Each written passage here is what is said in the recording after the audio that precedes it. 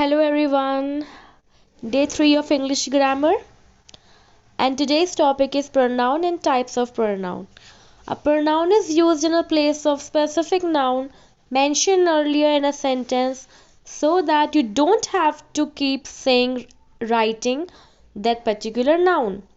Pronoun वो words होते हैं जिनको हम noun की place पे use करते हैं. For example, Ram is a clever boy. Ram always respect elders. यहाँ पे 2 बार राम राम का यूज हुआ है.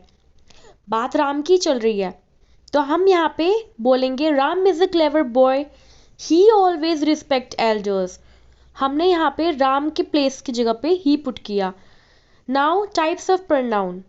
There are 8 types of pronoun: subject pronoun, object pronoun, possessive pronoun, reflexive pronoun, intensive pronoun, relative pronoun, demonstrative pronoun, and the last one is interrogative pronoun. First one is subject pronoun. वो words जो हम लोग subject की जगह पे use करते हैं. For example, I, you, he, she, it. अगर sentence single person के बारे में है तो हम लोग ये वर्ड यूज करेंगे. बट प्लूरल, अगर ज़्यादा पर्सन के बारे में बात हो रही है, for example we go to beach, you live in a house, they speak Italian, ये यूज होते हैं. Object pronoun. Substitute a noun that functions as an object. First is my mom loves Joe. My mom means जो mom है वो जो को पसंद करती है. ऑब्जेक्ट का मतलब होता है जिसके बारे में बात हो रही है. एक नोट आप याद रख सकते हैं कि जो ऑब्जेक्ट प्रोनाउन होता है वो हमेशा वर्ब के बाद ही आता है. तो यहाँ से भी आपको पता चल जाएगा कि ऑब्जेक्ट प्रोनाउन हमने कहाँ पुट करना है.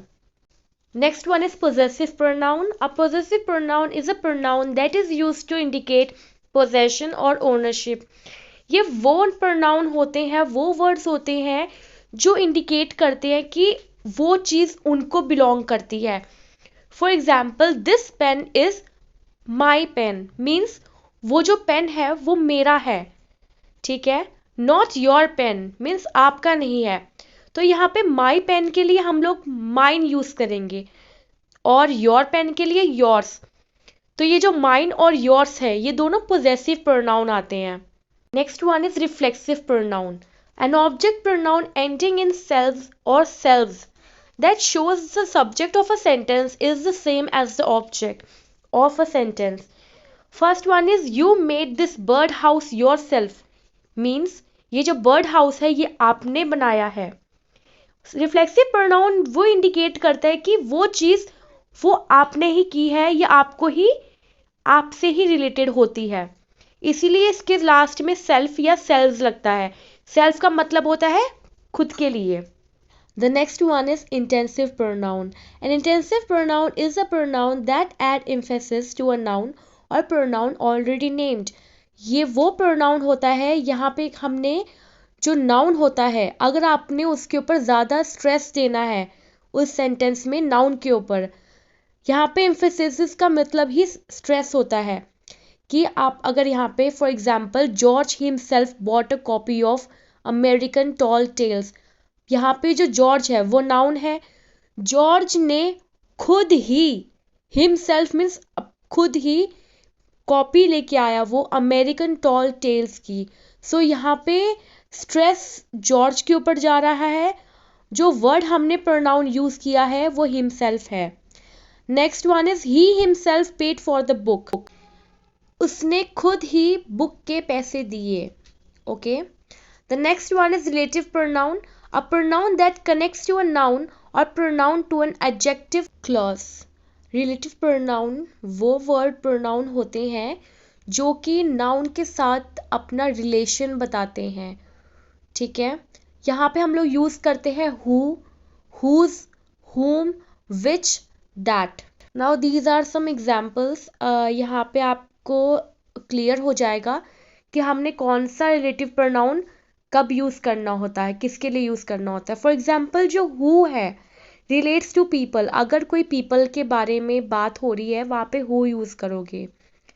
अगर whom आपने तब यूज करना है relates to people whom, जिसके बारे में यहाँ बात चल रही है. Next is which, relates to animal and object. Animals and object के लिए which यूज करोगे. That relates to people, animals and things. Next is whose, refers to possession. Next is where, refer to places. ठीक है, कोई जगह के बारे में बात हो रही है तो वहाँ पे where. When refers to time. Why refers to reason. What relates to things. Next is demonstrative pronoun. A demonstrative pronoun is a pronoun used to demonstrate any object or something or to point to something in a sentence is called demonstrative pronoun. Means यहाँ पे जो pronoun है वो हम use करते हैं किसी object को पॉइंट करने के लिए, जैसे कि वो ऑब्जेक्ट किसी ऑब्जेक्ट के बारे में बताने के लिए. For example, this is an apple, these is Apple, these is apples, those are apples. And the last one is interrogative pronoun, a pronoun used to ask a question. Question means what?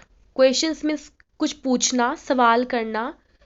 तो ये वो pronoun होते हैं जिनको हम use करते हैं अगर हमने कोई क्वेश्चन पुट करना है. For example, who for people, जैसे कि हु लव्स पाइज, किसको पाए पसंद है.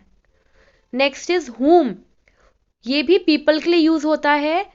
Use as an object of a verb और प्रेपोजिशन. यहाँ पे हम लोग प्रेपोजिशन के साथ यूज कर सकते हैं या वर्ब के साथ यूज होता है. जैसे कि यू सॉ whom, आपने किसको देखा. यहाँ पे ऑब्जेक्ट क्या है, whom, किसको देखा.